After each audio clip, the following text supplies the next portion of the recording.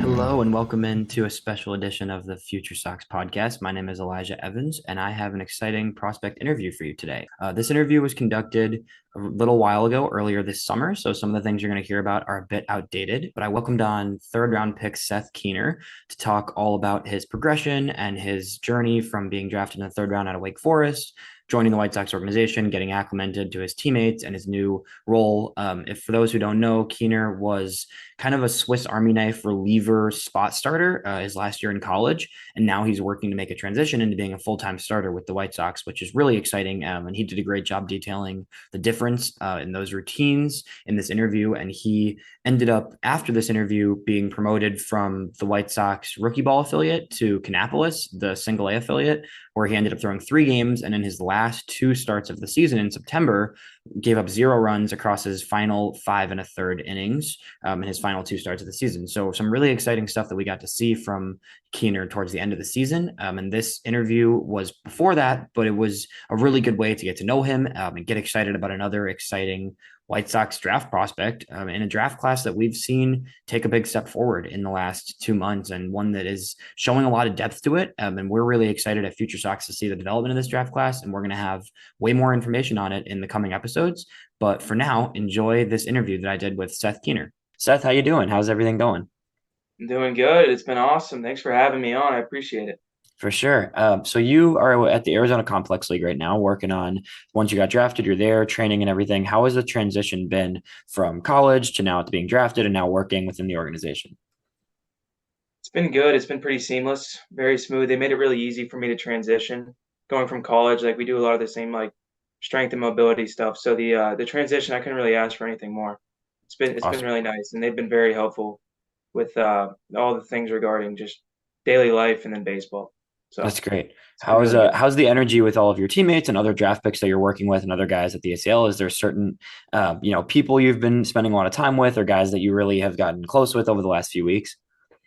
Yeah, there's a lot of energy, a lot of juice.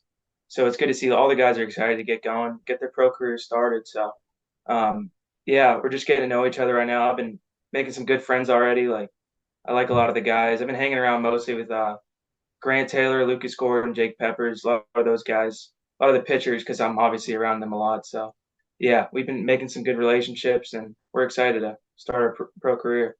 That's awesome, man. Getting into some of the pitching stuff, what has it been like for you? So, for those who don't know, you were primarily a reliever this past season with Wake Forest, but you're looking to get into starting and potentially, planning to be a starter with the White Sox organization. So, what has that transition been like for you? Kind of adjusting your mentality and your preparation for being a relief pitcher your last year of college versus being a starter now, hopefully. Luckily for me, I got to make some starts this year, so that was helpful, especially transitioning into being more of a starter in pro ball. But I would say mentality is kind of always the same. It's just attack guys, go right at guys, be aggressive. But the preparation is a little bit different. I have a schedule now, which is going to be nice, like regimented lift schedule. So I think it's going to be beneficial for me to be on like a set schedule versus always ready in the pen, getting ready, because I think it's going to help my process to be a little bit more complete and just structured. Yeah, that makes a lot of sense. How has your arm reacted to it? Have you had any, differences in how you feel in terms of soreness or just adjusting, being like you said, the regimen sounds like it's a good idea for you, but is there any difference in how your arm feels the way you've been doing things so far? It's honestly been feeling better, to be honest, just because I'm more on a schedule, more regimented. Like my lifting is scheduled out, throwing is scheduled, everything is planned out. So it does feel good. And then also this season, like I would go from relief to start a couple of days later to relief. So coming off of that and having a real plan, it's like made my body feel a lot better. Yeah, that's great. The consistency can matter a lot at that point. Yeah. Going back a little bit to your time at Wake Forest, like you were hinting at, how was your experience at Wake Forest? What was some of the highlights of your college career? Obviously, you guys had an incredible season this past year. So what were some of the things that you really learned and took away from being at Wake Forest the past few years? I would say I had some really good coaches in my time and a lot of really good teammates. And I feel like you can learn just as much from your teammates as you can coaches. And that's something I kind of learned in college. And like just finding a good group of brothers that want to push each other to get better is one of the biggest things you can do for your development. So I'm excited to do that here. And some of my best moments at Wake Forest, I would just say go in the College World Series. Like it was sick. It was an awesome, surreal experience playing in front of that many people that care about college baseball and like just rooting for you. It's just awesome to have a fan base behind you. So that's why I'm really excited to get going with the Chicago White Sox. Seems like they have a really good fan base, and I'm excited to keep going. That's awesome, man. Can I ask you a little bit about Eric Adler? He's in the White Yeah, Sox system now. I know you had played with him, and he's quickly rising through the system, and he's become a really hot topic lately in the White Sox community. He's been really showing out for the organization this year. So, what was he like playing with him? I love him. He's a great dude, and he's a really hard worker. And I think the sky's the limit for him. He has a huge ceiling. He's a crazy athlete. And I think he's really just starting to scratch the tip of the surface that he can get to. So I think he's a very exciting guy to be playing with and just to have it like on in the organization, just because he can go so far and his ceiling is so high. And he's just an even better person than he is a baseball player. So I can't wait to reunite with him at some point down the road. Yeah, that's great, man. Talking a little bit about your pitching more. You're known for your slider. That was kind of your best pitch a lot of times in college, and it's one of the better sliders coming out of the draft this year. How is the development going with your fastball and your changeup specifically? As you try and working in as a starter, you might need to have a little bit more usage of each of your different pitches. So, how's the development of those pitches been going for you? It's been good. Like in the bullpens, we've been working on optimizing the four seam. I've been throwing more two seams because being able to have both of those will get offer a different look. Even if my four seam isn't metrically too crazy, having a two seam to offset that balance is going to be very beneficial for me as a starter. So we've been working on that, just being able to throw two seams to righties and lefties, both sides of the plate, and then four seams. Honestly, working on going four seam up has been a talking point for me because I didn't really do that much in college. So I'm excited to keep working on that. I've been working on that a little bit in the ACL in my starts and and in just bullpens. So I think that's good. And then throwing the changeup, I think my changeup's going to be really good. I've been getting better feel for it, throwing a lot in bullpens, throwing in the game. So I think just throwing those pitches more in game settings and getting comfortable with the pitch plan, I think that's gonna do a lot for my development of those pitches. Sounds really exciting. All three of those pitches obviously added to your slider, which you're already very comfortable with. Having four pitches that you rely on is huge, especially trying to be a starter at that point. Shifting a little bit away from the baseball side of things, what are some of your like passions off the field? What are you into? Just things that you enjoy. Obviously, baseball is a huge part of your life, but I think it's cool for fans to be able to understand who you are, just not only on the field. Yeah, it's funny you say that. I have a couple odd hobbies, I would say, at least in today's terms. I'm big into the piano. Nice. I taught myself piano last year, so I've been playing. I need to get one down here. I don't have one here, but I've been big into the piano. I've been teaching myself how to play like some of my favorite songs. And then I've been playing chess.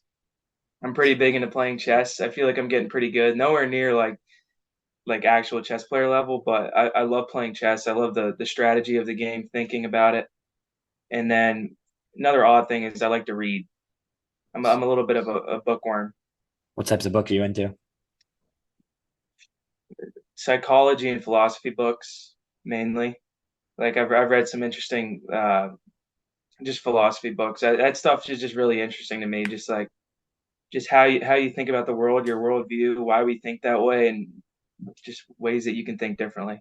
All It's that very stuff is really interesting. intriguing to me. Yeah. Yeah, That's really cool. Do you find yeah. yourself, this is just thinking about what you're saying, do you find yourself, integrating any parts of playing chess or reading about that stuff into baseball?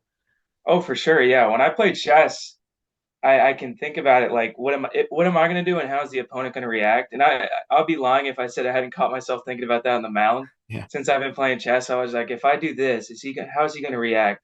And then where do I go from there? Because you try to be like one step ahead in chess, and it has a lot of parallels with pitching as well. So it's actually really interesting that you say that. Yeah, that's really cool. I mean, I think there's a lot of strategy that goes into pitching. Is there elements of so would you say that I'm just building on this because I'm finding it interesting what you're talking about here. Would you say that you kind of are more cerebral about your pitch mix and when you're throwing certain things than compared to some other guys? Because I know there's a lot of guys who, you can just overpower, but I think it sounds to me like you really think kind of strategically about what you're throwing and when you're throwing it.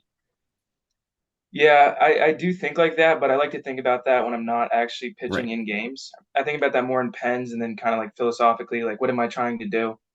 How am I setting guys up? I'll go back and watch video and then kind of set it up from there. But when I'm out there on the mound, it's more just like go right at guys, just get out of my own way and just let my pitches work and trust that the plan I set for myself is going to work.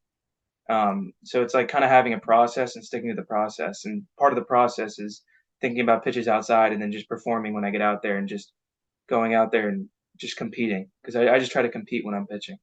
Very cool. Is there any players, you can say a team if you had a team you followed, but is there a team you followed growing up, or is there any players that you really loved watching that helped you kind of grow into the baseball player you are today? One of my favorite pitchers growing up was Walker Buehler. I just loved the way he threw. I thought it was really cool. I kind of modeled my stuff after him early on, even though we're not too similar, but he was probably my favorite guy to watch growing up. Just like how explosive he was, the energy, the pitches he threw. It was a lot of fun to watch. So I definitely taken little things from him, and now I'm watching guys like Spencer Strider. But from Spencer Strider, I really just take like he has a really strict, rigid process that he takes into every single start, and I've been trying to integrate that more into my regimens, just being more process oriented instead of result oriented, and how that pays dividends in the long term. Yeah, that's awesome. Is there any, kind of wrapping up here, is there any goals that you have set for yourself this season and then going into next year in terms of, I know you're probably somewhat limited on innings, trying not to overwork your arm because you pitched a lot in the spring. Is there goals you have for yourself this year and going into next year? This year, it's more just keeping my body in a good place, finishing on a strong note. Obviously, I feel like I had a pretty good year this year in college, so just kind of continue to build off that, keep the confidence, keep my body in a good place. And then next year, I just want to stay process oriented and then just let the chips fall as they may. Because it's obviously like for my time being here, pro ball is a lot of uncertainty. So just sticking to your process and just doing what you do day in and day out and being present, that's kind of my biggest goal. Yeah, that's awesome, man. Anything else that you want to share with White Sox fans who maybe, just getting to know you and just hearing your name, any other cool tidbits of information about you, about baseball, anything along those lines? Put me on the spot here. Yeah, if you don't got anything, it's all good. I mean, you've already given us a lot of cool stuff. I don't know. I'm just really excited to play for this fan base. They seem very passionate, and I think the group of guys that we brought in the draft class into the trade deadline. I think it's going to be a really exciting. I think it's a really exciting time to be a White Yeah, Sox fan, and I'm just really excited to be a part of it. So, I completely agree, man. Well, thank you for coming on. We really appreciate it. And you White Sox fans, speaking for a lot of them, we're really excited to see where things take you. yes, sir. I'm excited too. Appreciate it. I appreciate it. Thank you.